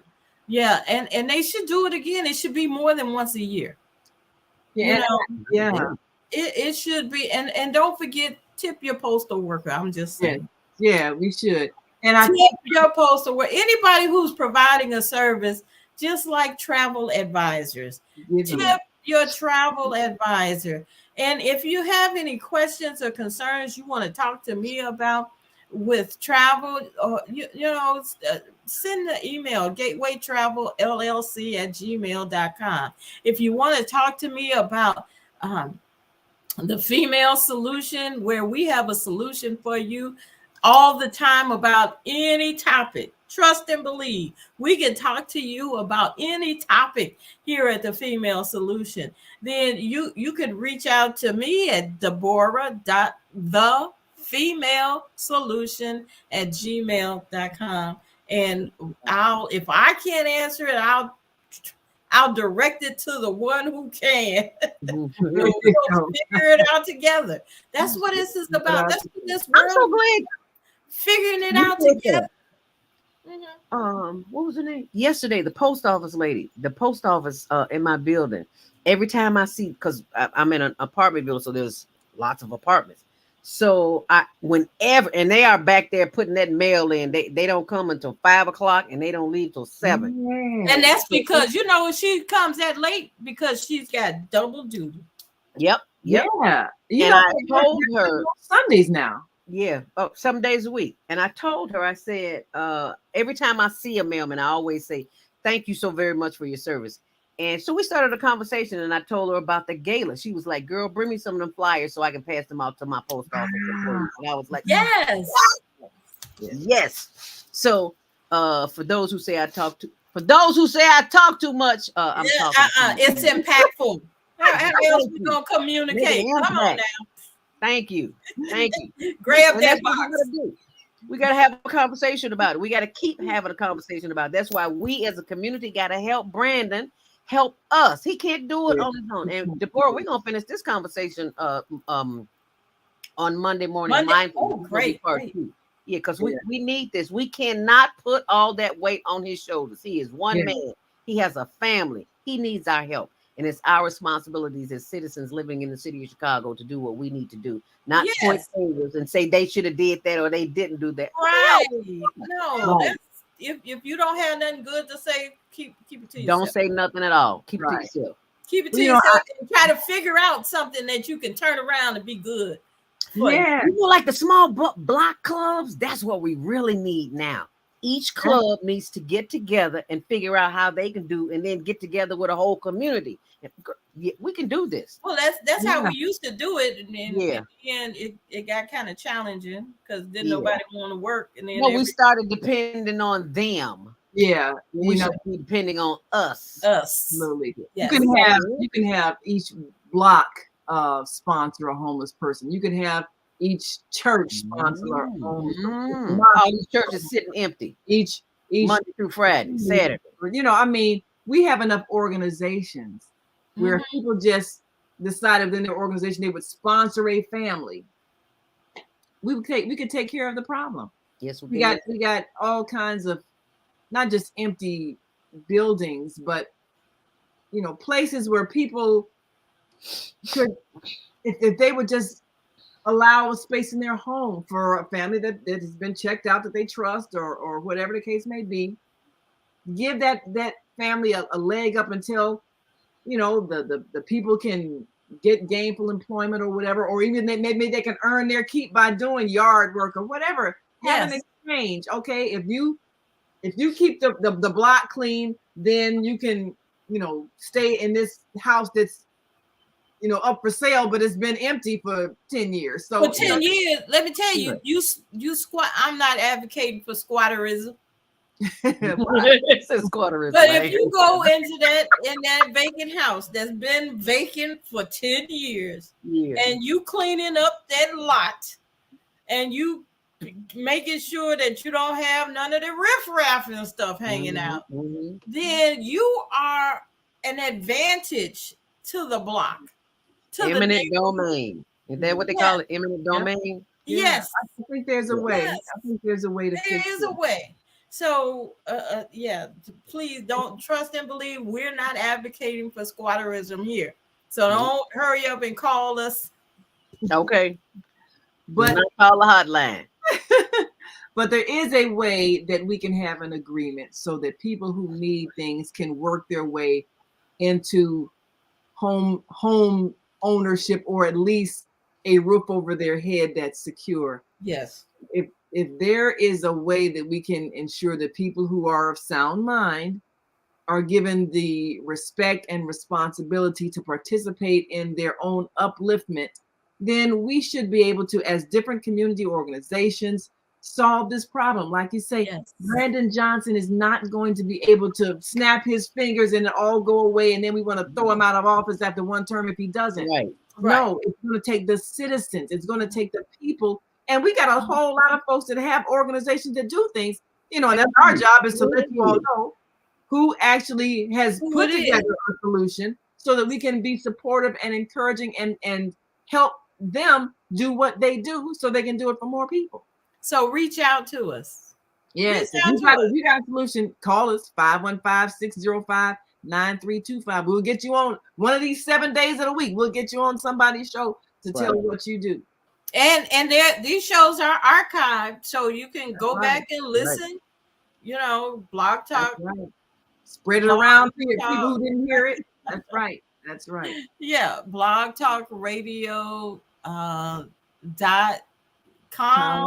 /the solution. There it is. There you go. Got no excuse. Now you know what you're gonna do with the information that you've been given. Right. As our mayor says, that's right.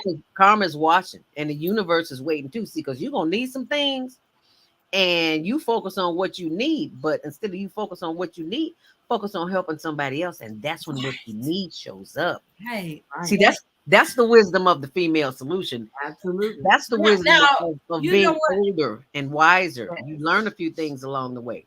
Zelda. Yes, ma'am. Now we're talking about grown folks. We've been talking about grown folks, and we sprinkled in some children's things.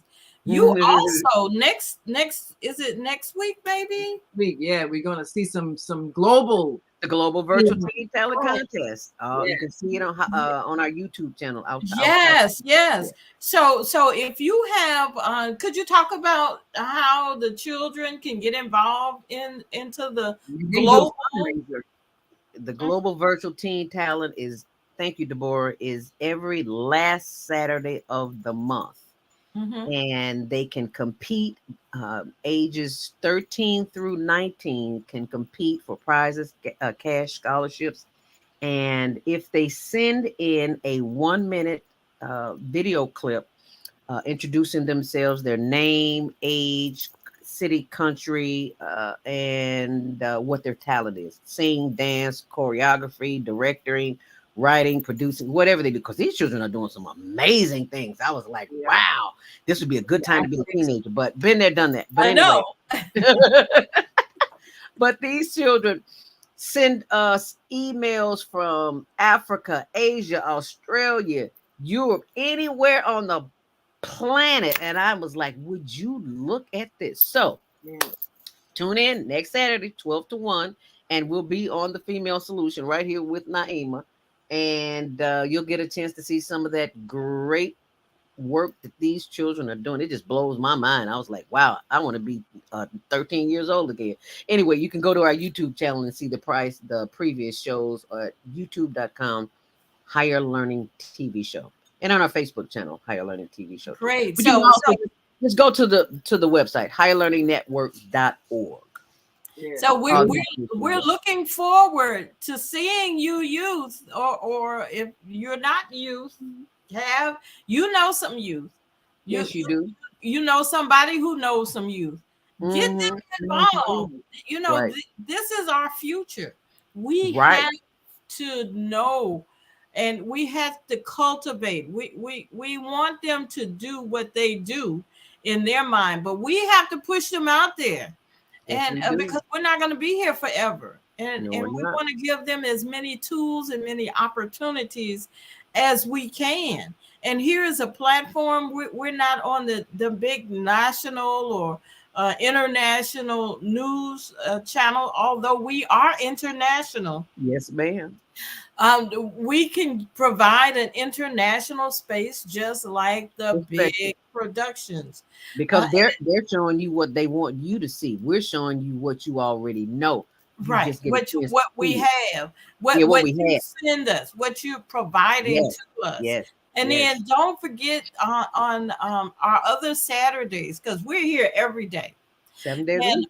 our first Saturday name, that's John, live from London, England. So we get to hear the news from the other side of the world, and you'd be surprised what's happening on the other side of the world. yeah, and Yeah. she's got a peace blog, right? Yes, and That she's putting together. yes, every year the was it the nonviolent blogging carnival, and it basically is to help us learn how to communicate non-violently, how we can talk to each other and listen to each other and understand each other. And that is a powerful tool because everything starts with communication. If I can understand you, I can empathize with you, and I can see you. So that's what she does. So listen to Success Strategies with Jana. She's a best-selling author, and you want to see her every first Saturday, second Saturday. It is a neighborship of joy with Mama Joy, and she and Reverend Rosemary have some powerful conversations and really are designed to help empower us by reminding us of the skills and abilities and resources that we already have, that if we just put together as a community, as neighbors, we can change everything and create whatever we need to solve our problems. And of course, you got the third Saturday, Move Around with Deborah. And that is an amazing opportunity for us to understand not only travel, but also the impact of those who might be coming to us, as we've talked about today. And how do you deal with it when you've got to flee your own country and look for somebody to show you some compassion? So this is and remember any topic that you may have, any travel that you may do, if you're confused, you're not sure, reach out to us and ask those questions. And if you're about to embark on travel, search for you a travel advisor. Just like when you have that headache and you can't get rid of that headache and you want to go to an expert, you go to an expert. If your car makes that noise and you don't know for sure what it is, you go to an expert. Well, when it's time to travel, the way things are changing, the rules, the laws, as you could hear, even in this show, things are changing. Seek a travel advisor. Be safe. I learned it the hard way. Thank you for sharing that. I had to learn it the hard way. So yeah. Yes, absolutely. And like we were talking about earlier, you don't know when something you're carrying in your bag, it might be legal where you're coming from, but where you're going to, it's not, and you don't want to end up in handcuffs. Look at the Brittany Griner story. Okay. Lord have mercy. Check with your travel advisor if you're packing something questionable in your bag. There you go. And if it's questionable, don't take it. Right. Now, don't forget do without. Right. Don't forget the Suicide and Crisis Lifeline for Illinois, for the country, 988. You never know when a person is going through. Priya, you have something to say? You want to help us close out? Did you have something to say? Comments? No. Well, I'll say this: as people interested in helping the homeless, take some in your house. And here's another thing: you have students that are coming from out of town, and in St. Louis they had students that were sleeping in the airport, attending the University of Missouri. Wow! Nobody thought to take them into their house. Wow! Or take them a meal or a blanket. Well, sounds like an opportunity to start a program. Let's think on it and manifest it. We'll figure out what to call it also, but some kind of way that it could be a host family for the homeless, hosting the homeless. Hosting the homeless. God bless you all. We certainly appreciate everybody's input. And those of you who did not have a voice today, we know your plight. Come back and join us. Thank you. Good night. Bless you all. All right. That's all, folks. 60 seconds. See you next week. And come on back tomorrow for Soul Purpose Healing with Viata, 7 p.m. Central, 8 p.m. Eastern, on the Female Solution. And Every Soul show Purpose in the Healing, archive God bless at you. www.blogtalkradio.com/. Okay, that's with my sweet potato before it burn up. All right. See y'all tomorrow. Female Solution Facebook page. Go to www.facebook.com/The Female Solution. Leave your comments about today's show. You can always reach me on my website at www.naimalatif.com. That's www.naimalatif.com. Watch our TV shows, listen to our radio shows, order our books, and be sure to get your copy of the book, The 10 Seconds. On behalf of our team of radio hosts, I'd like to thank all of you who participated in today's discussion. And to our global family listening from all around the world, we say thank you. To our family in China, Sheshe, India, Zanzibar, Japan, Arigato, Korea, Kamsahamnida, Russia, Spasiba, Germany, Danke, Poland, Jean Couillon, France, Merci, Spain, Gracias, Italy, Grazie, Egypt, Shukran, Ghana, Medasi, Nigeria, Eshe, South Africa, Niabonga, Senegal, Geret, Kenya, Asante, Israel, Toda, Pakistan, Shukriya, Afghanistan, Tashakur, Saudi Arabia, Shukran. Assalam alaikum wa rahmatullahi wa barakatuh. Thank you. And may peace be upon you and the mercy of God and God's blessings.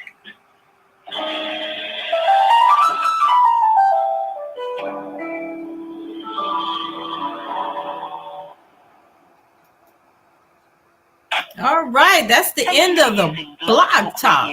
Goodbye. Yes, goodbye to the blog talk. Woo, another success.